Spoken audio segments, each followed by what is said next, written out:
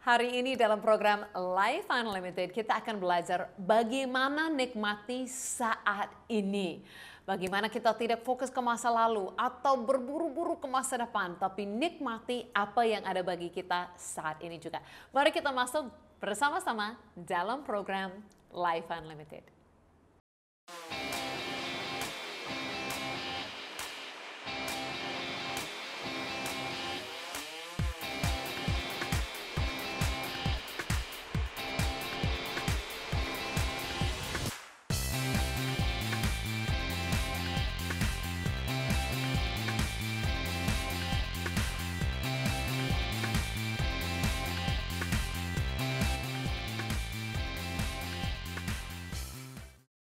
Ya, hello dan welcome back kepada semua pemirsa Live Unlimited. Saya Susan Hooper, sangat senang sekali kita boleh gabung dalam program ini hari ini. Dan kita akan bahas seperti saya bilang tadi, bagaimana nikmati saat ini, apa yang ada bagi kita saat ini. Nah, banyak sekali orang fokus kepada masa lalu atau fokus kepada masa depan.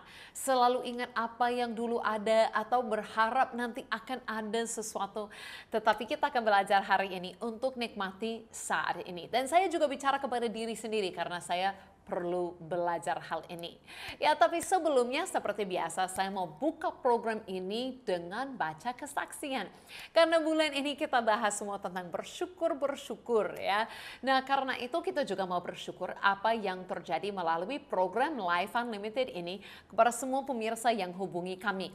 Nah, sepanjang program ini akan lihat ada nomor WhatsApp, ada nomor yang bisa dihubungi. Hubungilah kami. Oke, kalau mau tahu lebih lagi tentang Yesus, mau minta permintaan doa, ada pertanyaan, bolehlah hubungi kami dan ada tim. Oke, ada tim call center yang akan menjawab pertanyaan, yang akan menjelaskan semuanya dan akan juga doakan semua permintaan. Dan karena itu setiap bulan saya terima laporan. Hal-hal yang luar biasa yang Yesus lakukan. Hari ini saya pun terima kesaksian orang mengucap syukur dari Sumatera Utara. Nah, ini dia beri kesaksian bagaimana keluarganya mengalami perubahan dan mengarah ke jalan yang lebih baik. Karena sebelumnya selalu ada tengkaran antara orang tuanya. Sehingga kadang-kadang itu dia pun melihat orang lain itu jadi iri. Tapi sekarang dia jadi sangat bersyukur atas ada programnya dan tim Doa Life Unlimited. Wah, saya bersyukur ada orang yang bisa nikmati apa yang ada saat ini. Dulu dia iri-iri. Nah, ini baru saya terima laporan ini beberapa hari yang lalu. Dulu dia iri-iri, lihat keluarga yang lain. Oh, itu lebih baik, itu lebih baik. Tapi sekarang dia berdoa, alami perubahan dalam keluarga itu sendiri dan bersyukur kepada Tuhan. Pas sekali dengan apa yang saya mau bahas hari ini juga. Ya, kalau ada pemirsa yang setia sudah tahu, bulan ini kita bahas Thanksgiving. Apa itu Thanksgiving? Thanksgiving itu semuanya adalah satu perayaan orang Kanada, saya kan orang Kanada, di mana kami kumpul bersama dengan keluarga makan-makan, biasanya mengucap syukur. Nah, saya pilih untuk bulan ini merayakan bersama dengan semua pemirsa Life Unlimited di seluruh Indonesia, di mana kita akan mengucap syukur bersama-sama. Bayangkan saja ya, kita sambil makan-makan ya, kalau di sana ada kebiasaan makan-makan kentang dan jagung dan seperti ayam dan yang lain-lain. Oke, jadi bayangkan aja kita makan-makan sambil cerita-cerita kebaikan Tuhan. Dan apa yang kita mau belajar hari ini adalah untuk saat kita mengucap syukur. Kita belajar minggu lalu bahwa itu menolong kita untuk mengerti masa lalu, melihat kebaikan Tuhan di masa lalu. Tapi hari ini kita akan belajar saat kita mengucap syukur. Itu menolong kita untuk nikmati saat ini, apapun keadaan kita, tapi kita akan nikmati semuanya bersama dengan Tuhan. Nah, satu teladan ini yang sangat luar biasa dari firman Tuhan adalah Daniel. Nah, kalau kita tahu Daniel itu mengalami banyak hal yang baik dan yang kurang baik. Dia sudah pernah mengalami yang kurang baik, sudah dilemparkan di dalam api, tapi selamat oleh Tuhan dia sama teman-temannya. Sampai terima posisi yang sangat tinggi, tapi tidak berakhir di situ. Nah, kadang-kadang kan kita baca kehidupan orang di firman Tuhan dan kita pikir, oh enak ya, dari mengalami yang gak enak, tiba-tiba yang enak banget. Tapi kita harus baca seluruhnya. Nah, dia berkata dalam Daniel 6 ada deskripsi bahwa Daniel ini melebihi para pejabat tinggi dan para wakil raja itu. Karena dia mempunyai roh yang luar biasa dan raja bermaksud untuk menempatkan atas seluruh kerajaan. Jadi Daniel sudah di posisi yang sangat tinggi, sangat luar biasa. Tetapi justru karena dia sudah di tempat yang tinggi, yang baik, yang luar biasa, orang lain iri hati dan ada rencana untuk menjatuhkan dia. Jadi para pejabat tinggi itu dan wakil raja itu kan cari alasan untuk salahkan dia. Nah, ini menarik sekali. Mereka cari-cari kesalahan Daniel, tidak temukan. Tidak temukan. Sampai mereka pun berkata, kita tidak akan mendapatkan suatu alasan dakwaan terhadap Daniel kecuali dalam hal ibadahnya kepada Allahnya. Jadi mereka nggak temukan apapun yang salah terhadap Daniel. Selain Daniel ini menyembah Tuhan yang benar. Itu saja salahnya. Itu kan tidak salah, itu kan sesuatu yang baik. Jadi artinya Daniel itu adalah orang yang jujur, setia, baik. Dan dia sudah mengalami kebaikannya Tuhan. Tetapi, nah kita tahu kisahnya di sini ceritanya berbeda. Di mana mereka akhirnya bicara kepada raja supaya raja buat perintah. Siapapun dalam kerajaannya tidak boleh tidak boleh menyembah Tuhan yang lain. Tidak boleh menyembah Tuhan yang lain. Nah, Daniel ini tidak mau ikut. Dia tidak mau ikut dewa-dewa mereka. Dia mau tetap menyembah Tuhan yang benar. Apa yang Daniel lakukan? Mungkin kita pikir dalam situasi seperti ini seharusnya Daniel mengeluh, kecewa. Tuhan sudah baik-baik, sudah enak sekali. Tiba-tiba kenapa harus mengalami masalah ini? Tapi tidak. Dia pun tidak lari dalam ketakutan, dia tidak marah-marah kepada Tuhan. Menarik sekali bagaimana Daniel, apa yang dia pilih untuk saat itu, apa yang dia bisa lakukan. Dia pilih untuk bersyukur dan nikmati saat itu bersama dengan Tuhan. Lihat ayat yang ke-7.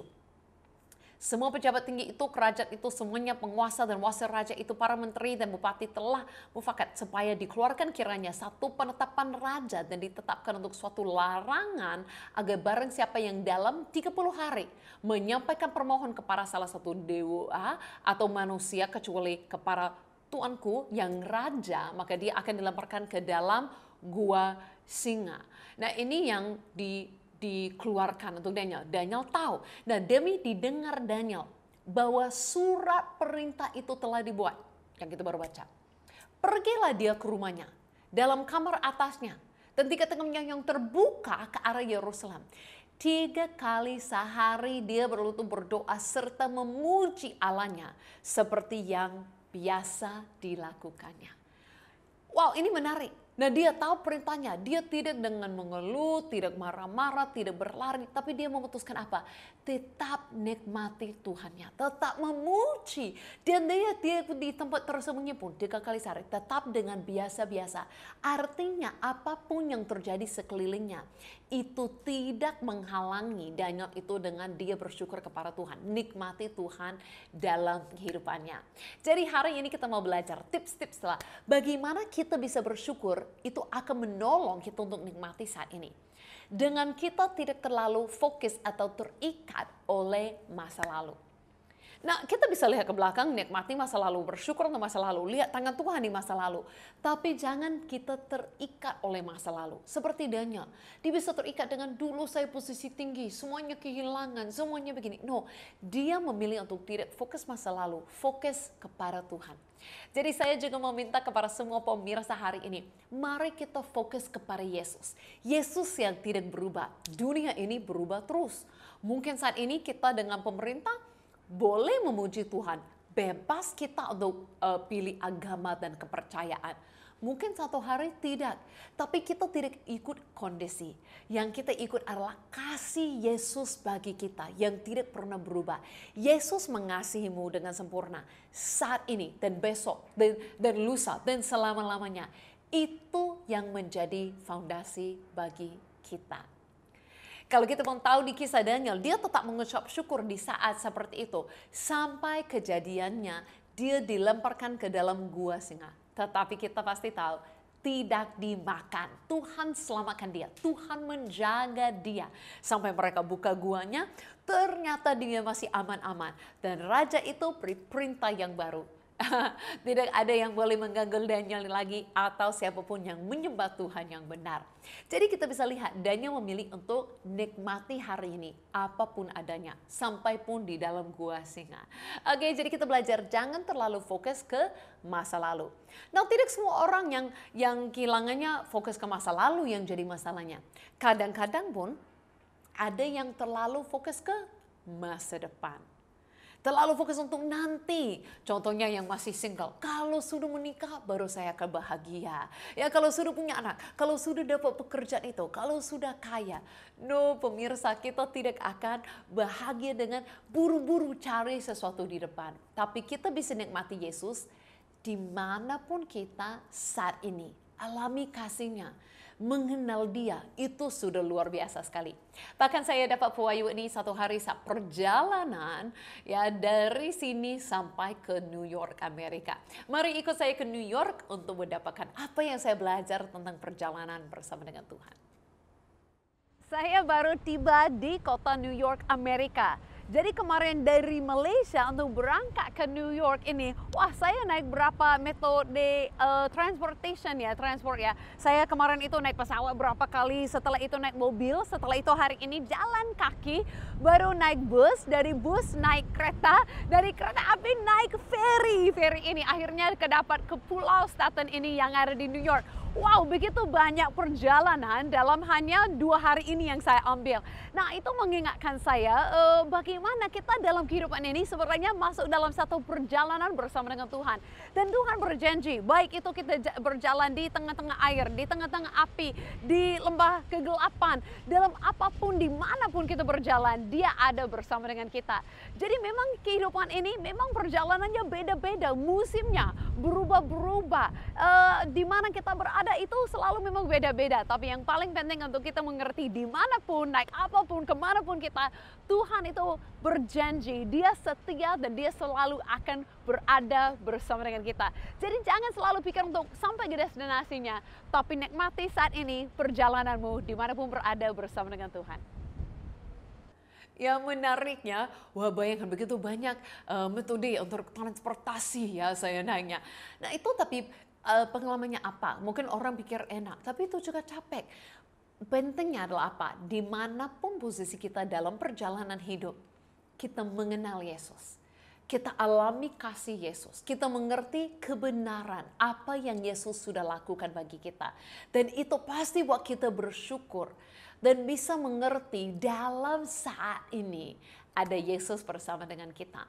Jadi kadang-kadang ya salah kita adalah terlalu terikat atau fokus ke masa lalu. Atau terlalu lari-lari terburu-buru karena apa yang akan datang.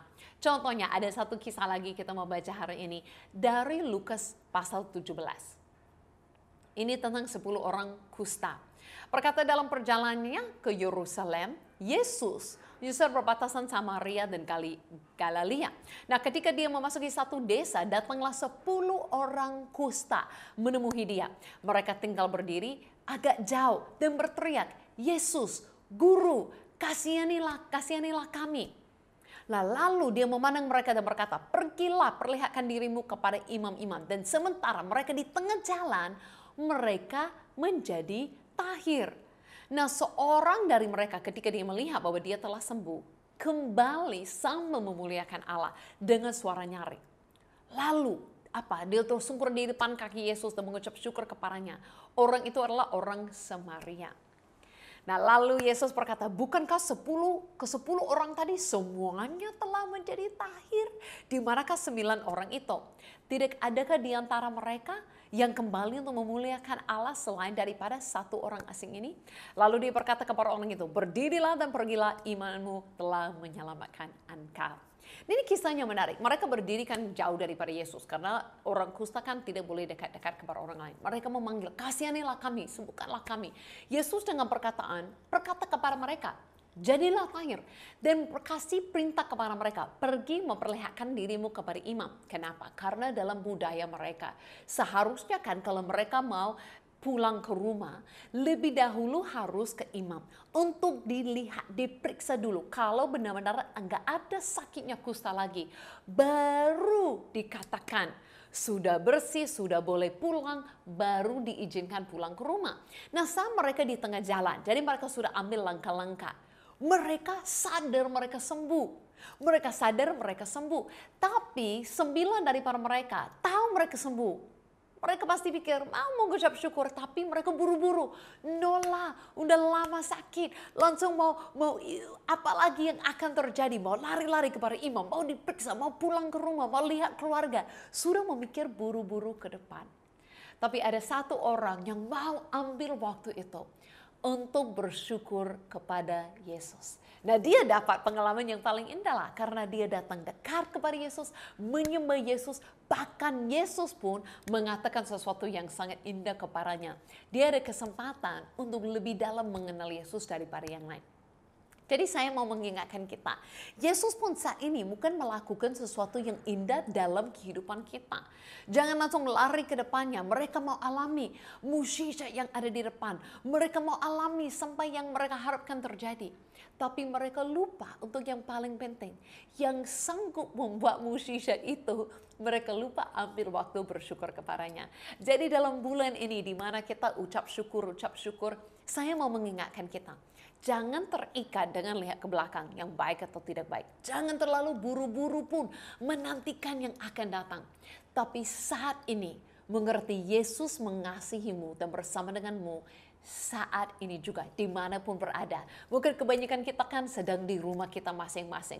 Bukan dengan menyadari dunia dengan banyak masalah atau banyak hal keliling kita. Tapi Yesus mengasihi kita. Dalam kelemahan kita, bahkan kita harus sadar ya. Dalam firman Tuhan bahkan dikatakan, saat kita masih orang berdosa pun, Yesus mengasihi kita. Dia tidak menunggu sampai kita sempurna, dia tidak menunggu sampai semua baik semua.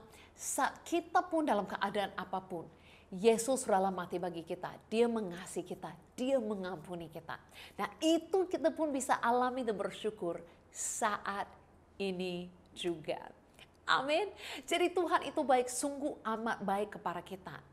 Nah, sebelum kita lanjut lebih lagi, saya mau kita ambil waktu untuk bersyukur atas kebaikan Tuhan itu bagi kita. Apa yang dia lakukan dalam kehidupan kita melalui lagu Berkat Kemurahan-Mu. Mari kita ikut.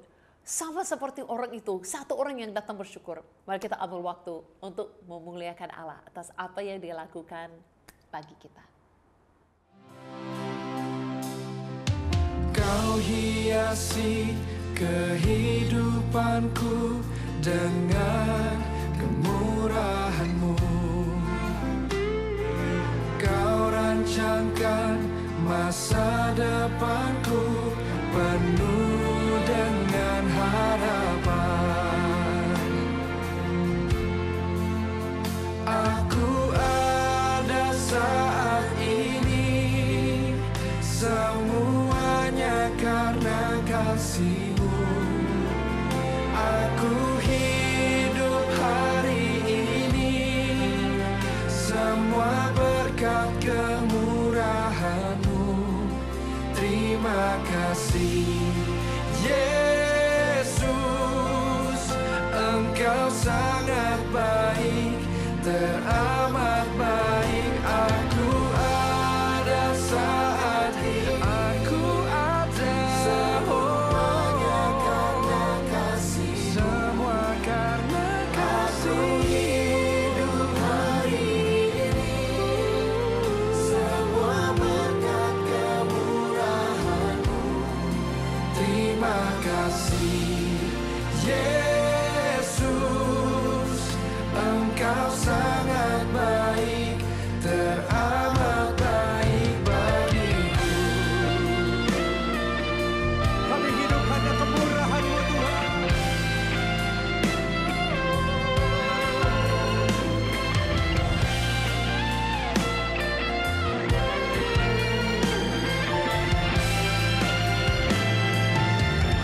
Mari angkat kedua tanganmu.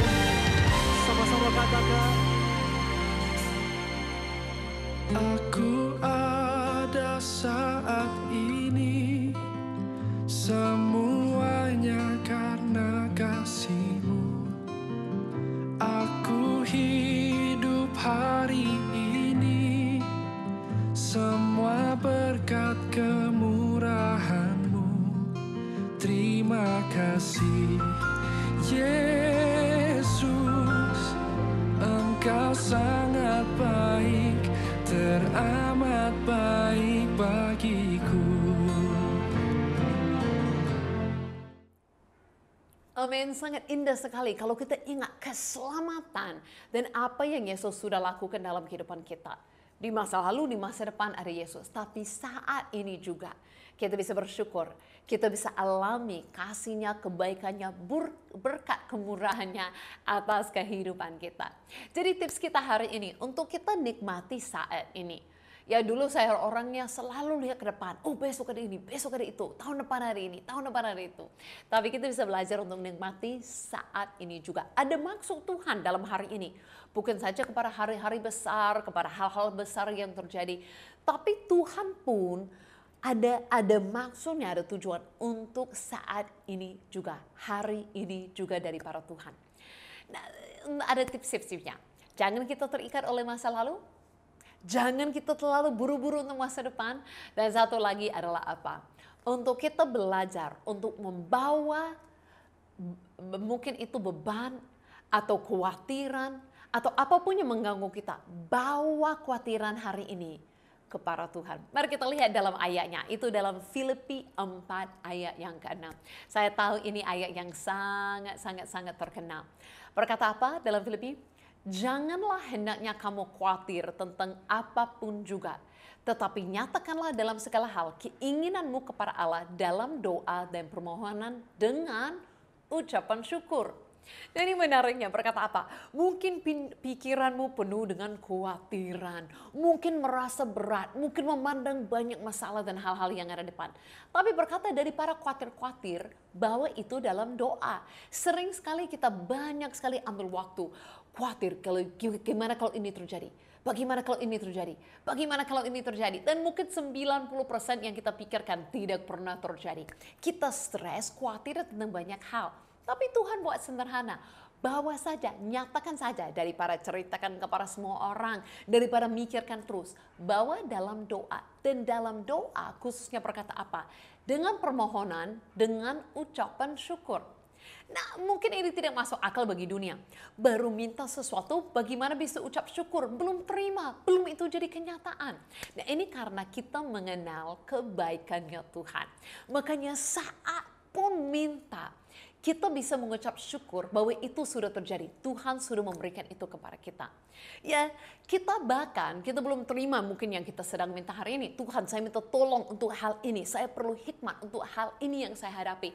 Tapi kita sekaligus bisa mengucap syukur atas apa yang Tuhan telah lakukan bagi kita. Jangan lupa ya, kita memiliki Tuhan yang mengasihi kita saat kita paling parah. Yang mengasihi kita, rela mati bagi kita. Saat kita masih orang berdosa, saat kita masih jauh daripada Dia. Jadi selalu ada alasan untuk mengucap syukur. Jadi kita bisa belajar untuk bersyukur membuat kita nikmati saat ini. Apa yang ada saat ini. Bukan merasa susah yang ada saat ini nggak enak, banyak masalah, banyak hal yang saya khawatirkan, banyak hal yang saya hadapi. Ya, tapi di tengah-tengah itu ada Tuhan yang mengasihimu. Jadi saat kita berdoa, kita bisa katakan terima kasih Tuhan, Engkau mengasihiku. Engkau mengampuni dosaku. Dan aku percaya karena Engkau baik, Engkau pasti menolong aku dalam hal ini. Ya, kadang-kadang saya bawa sesuatu kepada Tuhan, satu permohonan, satu permintaan sekali. Setelah itu, kedua kalinya, ketiga kalinya, saya tidak minta. Saya tidak harus datang kepada Tuhan dengan maksa-maksa atau mohon-mohon teriak-teriak. Tuhan bukan Tuhan yang jauh atau hanya akan menjawab kalau kita minta 100 kali. Kadang-kadang saya minta sekali, kedua kalinya saya datang dengan apa? Dengan mengucap syukur. Terima kasih Tuhan, Engkau sudah dengar doaku. Karena Engkau baik, karena Engkau mengasihi aku, Engkau pasti menolong. Engkau pasti mendatangkan ini menjadi kebaikan bagiku. Jangan lupa ya, yang kita bahas minggu lalu. Dia mengasihi kita, Dia peduli bagi kita. Dia pasti tahu bagaimana mendatangkan kebaikan bagi kita. Jadi kita bukan harus datang kepada Tuhan dengan mohon-mohon sangat 100 kali, teriak-teriak, berdoa 1 jam baru Dia mau jawab. No, Tuhan adalah Tuhan yang baik. Makanya berkata dalam firman-Nya, apapun yang menjadi kekhawatiran kita, lebih baik saja katakan itu kepada Tuhan. Bawa kepada dia, serahkan kepada dia. Kenapa? Karena dia mengasihi kita. Ya, sangat luar biasa kasih Tuhan bagi kita. Jadi saat pun kita berdoa, kita bisa lakukan dengan mengucap syukur.